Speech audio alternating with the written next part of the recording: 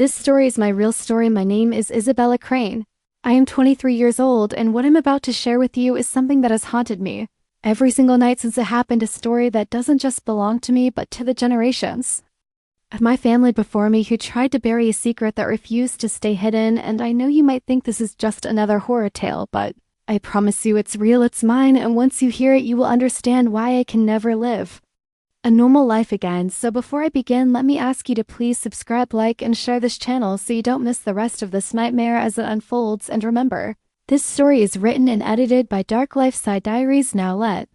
me take you back to the beginning of the nightmare that I didn't choose but was born into.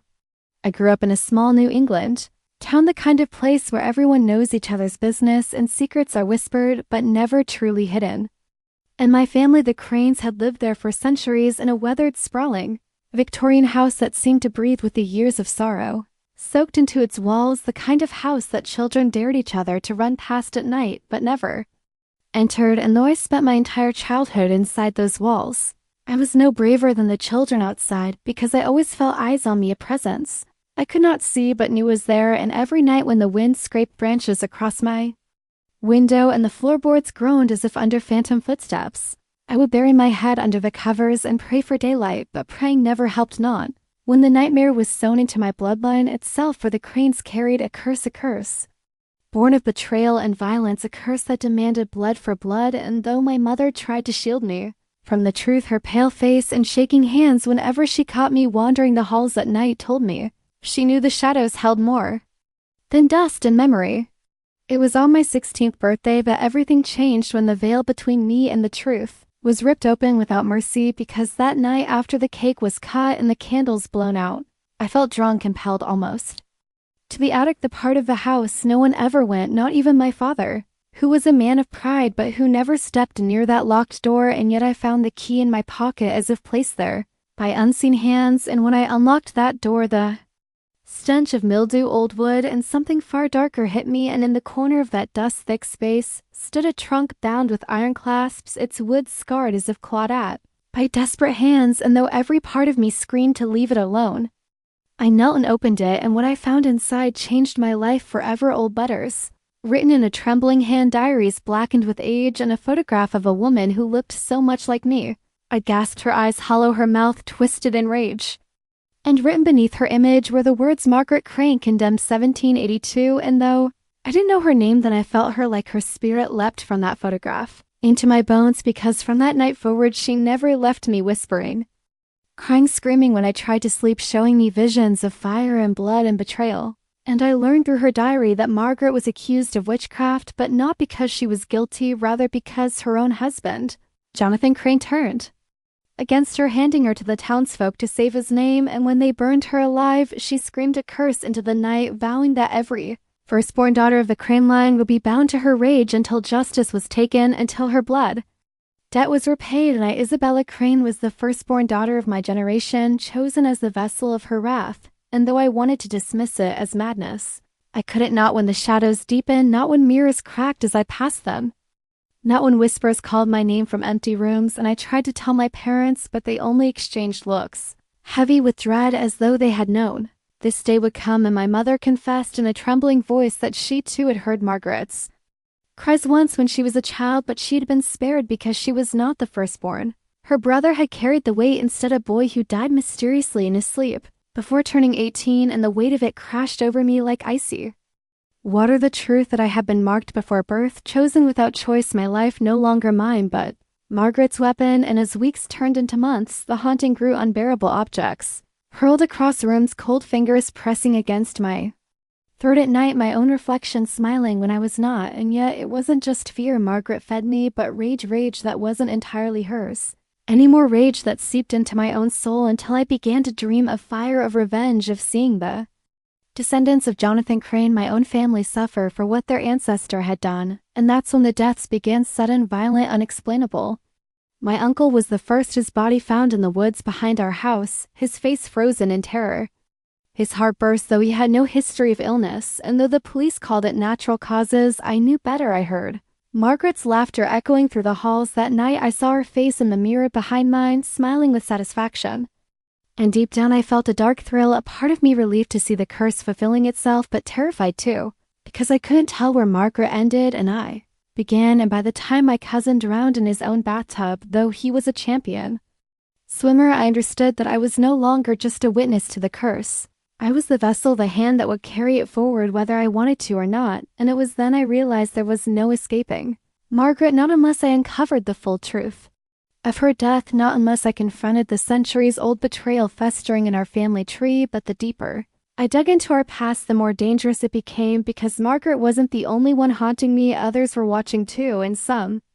of them wanted me dead before I uncovered the truth. After the deaths of my uncle and cousin, the atmosphere in the Crane house thickened like a storm that never broke. Every shadow stretched longer, every silence carried a pulse of dread, and I found myself caught in a cycle of fear and fury that I could neither escape nor control, because Margaret's voice had grown louder, sharper, more insistent, as if each death fed her strength and bound me tighter to her will. And the more I resisted, the more violent the manifestations became, with mirrors shattering as I walked past, lights exploding in bursts of sparks and doors slamming even when locked. And though I tried to convince myself that I could still separate my own thoughts from Margaret's whispers, sometimes I wasn't sure if it was her pushing me or my own darkness rising, because in the quiet hours of the night, I too longed to see the Crane family pay, longed to watch those who had buried the truth in silence suffer for the sins they pretended didn't exist, and the weight of that realization terrified me almost as much as Margaret herself. My parents, who had once been distant but steady, now lived in fear of me. I saw it in their eyes, the way they flinched when my temper flared or when the air turned cold as I walked into the room. And one evening, after another sleepless night of Margaret showing me visions of her burning at the stake, my father tried to sit me down at the kitchen table, his face pale, his hands trembling, and he told me there was something I needed to know, something he had sworn never to tell me. But the words barely left his mouth before the chandelier above us shook, violently crashing to the floor between us in a shower of glass. And though I wasn't even angry in that moment, Margaret was furious at the thought of him breaking his silence, and my father, with blood dripping from a cut on his forehead, stared at me with terror and whispered, "She won't let me tell you," before fleeing the room as though running from a monster. And in a way he was.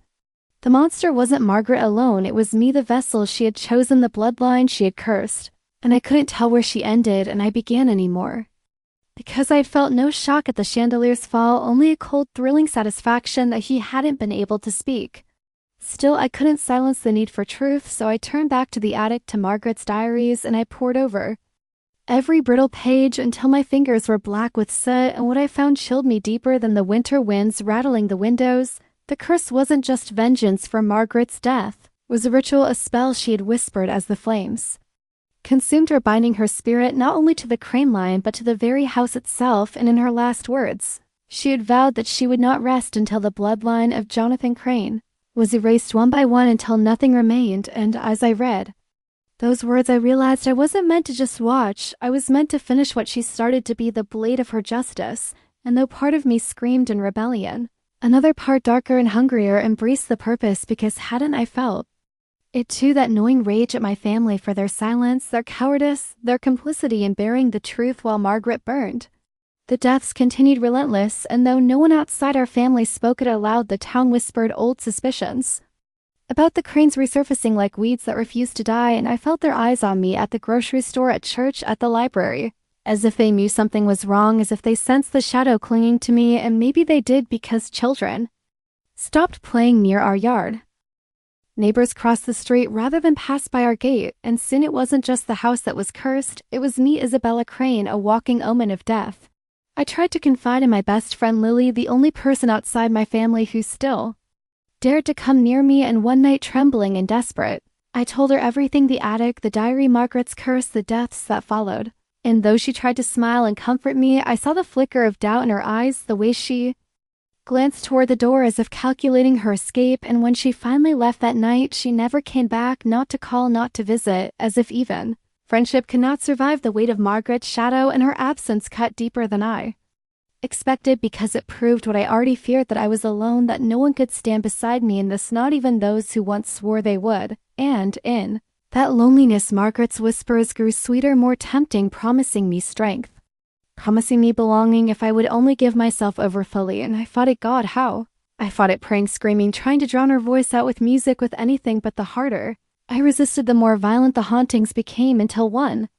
night I woke to find blood dripping from my bedroom walls, pooling across the floor, the stench of iron so thick I gagged, and as I stumbled back, I saw her, Margaret, standing in the corner, her face half-burned, her hair wild, her eyes hollow but burning with hatred, and she pointed at me, her voice a hiss that echoed like 100 whispers layered atop one another. "You are mine, Isabella, and you will finish what I began." And when I screamed, my parents burst into the room but saw nothing, only me standing in a puddle of blood that vanished the second they stepped inside, and in their eyes I saw not just fear but despair, as if they knew there was no saving me, no saving any of us, because the curse had chosen and the curse would not be denied. After that night, I stopped fighting Margaret as fiercely, not because I wanted her, but because I realized resistance only made her angrier, only made the house bleed, the air choke, the nights unbearable. So I bargained instead, telling her I would listen, that I would learn if she would only stop tearing my world apart. And in that fragile truce, she began to show me more visions of her trial, her betrayal, the smirking face of Jonathan Crane as he handed her to the pyre, the townsfolk's jeers, the crackling of the flames as they consumed her flesh. And through those visions I felt her pain, her terror, but most of all her rage, and slowly, dangerously, I began to share it, until one night when my father tried again to tell me something, his voice shaking, his hands clutching a yellowed letter, Margaret surged within me like a tidal wave, and before I even realized what I was doing, the glass of water on the table exploded into his face, shards slicing his skin, blood pouring down his cheek, and my mother screamed, clutching his shoulders. But I sat frozen, horrified yet exhilarated, because the power hadn't come from Margaret alone, it had come from me, and for the first time I understood that the line between us was gone, blurred beyond recognition, and that terrified me more than anything yet, because if I couldn't tell where she ended and I began, then maybe I was no longer Isabella Crane at all. Maybe I was Margaret reborn, her vengeance wrapped in my flesh. And as I lay awake that night, listening to the whispers scratching at the walls, I realized that whether I wanted it or not, the blood curse of the Cranes was no longer just history, it was my destiny, and the question now was whether I would fight it to the death or surrender and let Margaret's vengeance consume not only my family, but the entire town that had buried her truth in fire and ash. The winter deepened, and with it the curse grew bolder, as though the long nights gave Margaret room to breathe, to stretch her fingers across every wall and every shadow of the Crane house. And by now no one could deny what was happening, not my parents, who still tried to hold the family together with brittle smiles, not my aunts and uncles, who crossed themselves every time my name was spoken, not even me, because the bodies were piling up and the whispers had become a constant, like a second heartbeat in my skull. And it was in those sleepless nights that I finally admitted the truth to myself. I wasn't just haunted, I was changing, unraveling, and the Isabella who once laughed in the halls of Crane House was almost gone, replaced by something colder, hungrier, something stitched together by vengeance and shadow. And though I tried to cling to memories of who I had been, birthday candles, long summer walks with Lily, the sound of my father's voice singing softly off-key when he thought no one was listening, those moments felt like someone else's life, now faint echoes buried beneath the roar of Margaret's fury. And the more I tried to resist, the more I realized I didn't want to, because when the house shook with her wrath, when the portraits wept blood, when my relatives screamed in terror as the air turned to fire, I felt powerful in a way I never had before, as though at last the world that had ignored me, belittled me, abandoned me, was forced to acknowledge that I mattered, that I carried something greater than them all. And that intoxicating thrill became impossible to ignore. My mother, brittle with fear, tried to shield me, locking herself in my room at night, holding my hands until dawn, whispering prayers that shook on her lips. But it was useless, because Margaret was stronger than her faith, stronger than our love. And one night, as my mother prayed over me, Margaret surged through me, forcing the words out of my mouth in a voice that was both mine and not mine, a guttural hiss that mocked every syllable of scripture. And the candles around us snuffed out, plunging us into darkness so thick it swallowed her sobs. And when the lights flickered back, she stared at me as though she no longer recognized her daughter. And maybe she didn't, because when I looked in the mirror the next morning, my reflection lingered half a second too long after I moved, its lips twitching into a smile that I had not made. And I realized with a terror so sharp it nearly broke me that Margaret was no longer beside me, she was inside me. It wasn't long before the next death came, swift and brutal. My Aunt Eleanor, who had been the first to suggest an exorcism, the first to call in a priest from the next town over, but before he could arrive, she was found in the library, her throat slit from ear to ear, blood soaking the ancient rugs, and though the police questioned, searched, speculated about intruders, everyone in the family knew, even if no one dared say it aloud, that it was the curse, that it was Margaret, and worst of all, that it had been my hands, though I remembered nothing, only waking with blood beneath my nails and the sharp taste of iron at the back of my throat. And though my parents wept in silence, they dared not accuse me, perhaps because to name it aloud would make it real, and perhaps because deep down they knew that to confront me would mean their own deaths. The priest still came. Father Daniel's a man with lined skin and tired eyes who stepped into Crane House with a Bible in one hand and a veil of holy water in the other, muttering prayers under his breath, and for a moment, a brief, fragile moment, I thought perhaps he could save me, perhaps faith was stronger than fire, but Margaret laughed through me, laughed with my mouth, laughed so loud the windows cracked, and the crucifix in his hand burst into flames, and Father Daniel's fled the house screaming, never to return, leaving behind the stench of burned wood and hopelessness. And in that moment I understood fully there would be no salvation here, no priest or ritual could undo what had been carved into the marrow of our bloodline, and the only end was the one Margaret had chosen, the eradication of every last Crane. The family began to scatter after Eleanor's death, some fleeing to other states, others locking themselves in their homes, but distance meant nothing to Margaret, and soon they too began to fall. Car accidents in the dead of night, sudden inexplicable drownings, heart attacks in bodies far too young. And though each death was written off as tragic coincidence, I knew we all knew that Margaret's reach stretched further than the walls of Crane House, that the curse was not bound by geography, but by blood, and the more of them who died, the stronger. I felt my body thrumming with an energy that hummed beneath my skin, and though I told myself I hated it, part of me reveled in it, because after a lifetime of feeling like nothing, I was suddenly everything, the center of a storm that bent the world to its knees.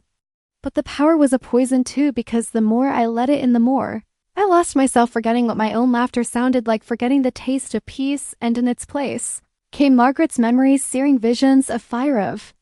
betrayal, of pain so deep it clawed into my bones, until I was no longer sure whether I was remembering her past or reliving my own. And one night, standing before the mirror, my reflection tilted its head, though I did not, and in Margaret's charred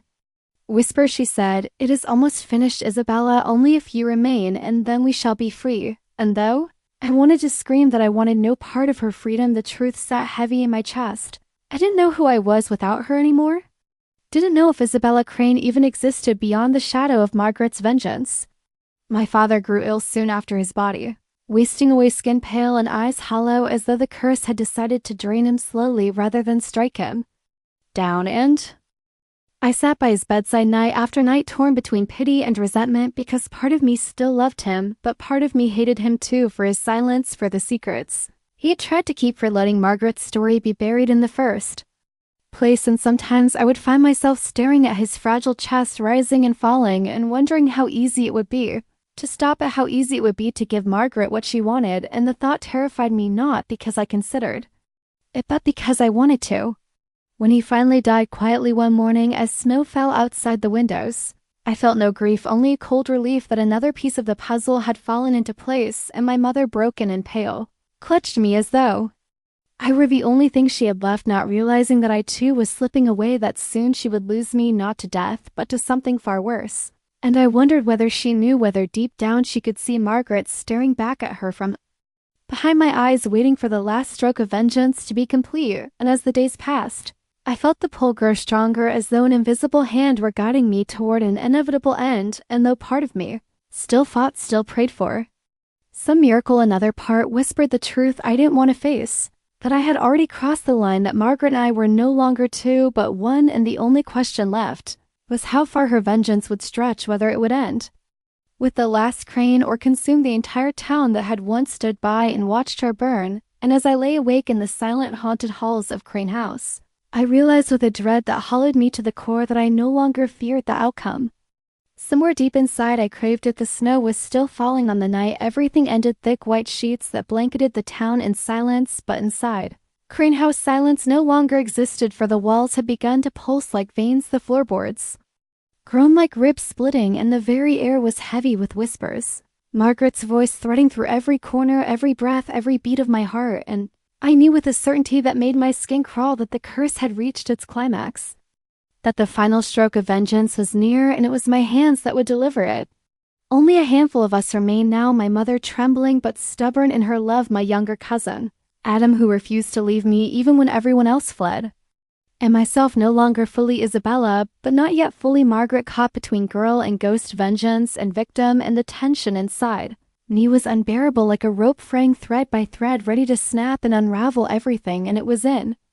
that unbearable pressure that I realized Margaret's plan was almost complete. She had used me as her vessel, her weapon, her voice, but when the last Crane fell, when her vengeance was fed and sated, there would be no Isabella left at all, only Margaret reborn, and I was torn between horror and inevitability because, though I wanted to fight, part of me wondered if I had already surrendered, if every death that had passed through my hands was proof that I wasn't resisting at all but helping. My mother clung to hope even as shadows slithered along the walls, insisting we could still stop it, that if we left the house, left the town, maybe Margaret's grip would loosen, but we both knew that was a lie because Margaret was not in the house. She was in me, and as I looked into my mother's desperate eyes, I saw the truth reflected there, the truth she dared not say. The only way to end the curse was to end me. That realization burrowed deep, haunting every step, every word, every fleeting smile Adam gave me, as if he didn't know, as if he couldn't see the monster already wearing my skin. But children see more than adults, and sometimes I caught Adam staring at me with fear hidden behind his wide eyes, and I wondered if he knew. If he was waiting for me to slip for the moment Margaret would take me fully, and he would no longer have his cousin, but a stranger wearing her face. It happened faster than I imagined, the breaking point, the moment when Margaret pushed too hard, and I felt myself snap like brittle glass. It was in the dining hall where portraits of long-dead Cranes stared down with disapproving eyes, and Margaret surged through me in a wave of fury so hot I could barely stand, screaming for the last of their blood, screaming for my mother's throat, my cousin's fragile chest, and I clutched the edge of the table, trembling nails digging into the wood as I fought her, screamed at her, begged her, but my voice was drowned by hers, and suddenly the portraits burst into flames, the chandeliers crashed from the ceiling glass, shattering into storms of knives, and Adam cried out as the floor buckled beneath him, my mother clutching him close, calling my name, but it wasn't my name anymore, because when I raised my head, it was Margaret's laugh that tore from my mouth, Margaret's fire that burned in my eyes, and in that moment I knew it was over. But then something unexpected happened, something Margaret hadn't planned for. My mother, shaking, broken, still reached for me, not with fear or prayers, but with love raw and desperate, whispering, not Isabella, but my daughter, as if she refused to see Margaret at all, and something in that word pierced through the fire, through the shadows, cutting through Margaret's grasp like a blade, and for a heartbeat, I was myself again, standing in the ruins of my family's legacy, staring at the faces of the only two people left who loved me, and I realized that if I let Margaret win, if I let her consume me, then my story would end the same way hers had, in fire and blood and emptiness, and I refused, not for me, but for them, for my mother, for Adam, for every piece of me that still remembered what it felt like to laugh without cruelty, to love without fear, and in that moment I did the only thing I could. I turned Margaret's hunger inward, drawing her rage into myself, pulling it deeper and deeper until it burned like acid in my veins, until every nerve screamed and every bone threatened to shatter, and I screamed with her, screamed until my voice broke, until blood spilled from my mouth, and I fell to the ground, convulsing as shadows poured from my skin, filling the room with smoke, with shrieks, with the smell of burning flesh, and then silence, a silence so pure it felt holy, a silence that told me Margaret was gone, her vengeance finally devoured, not by the blood of the last Cranes, but by me, by the very vessel she had tried to claim. And as I lay on the cold floor, my body broken, my lungs burning, I felt her presence flicker, weaken, vanish like embers in the snow. I should have died that night. I think part of me did, because when my eyes opened again, when I saw my mother weeping and Adam holding my hand, I knew I wasn't whole, that Margaret had taken pieces of me that would never return, but I was alive, and for the first time in generations. Crane House was silent, no whispers, no footsteps, no weeping portraits, just silence, and though the curse had ended, the scars it left would never fade, not from me, not from my family, not from the town that had turned its back on a woman burned alive, because vengeance, once born, never truly dies. It waits, it festers, it finds another vessel, and as I stood in the ruins of my family's legacy, I swore I would never let Margaret rise again, that I would carry her memory not as a weapon, but as a warning, a reminder of what silence and cruelty create. And yet even now, years later, when the snow falls heavy and the nights grow long. Sometimes I wake in the dark to find my reflection smiling when I am not, and I wonder, did I truly destroy Margaret, or did I only bury her deeper inside, waiting, watching, whispering for the day she can rise again?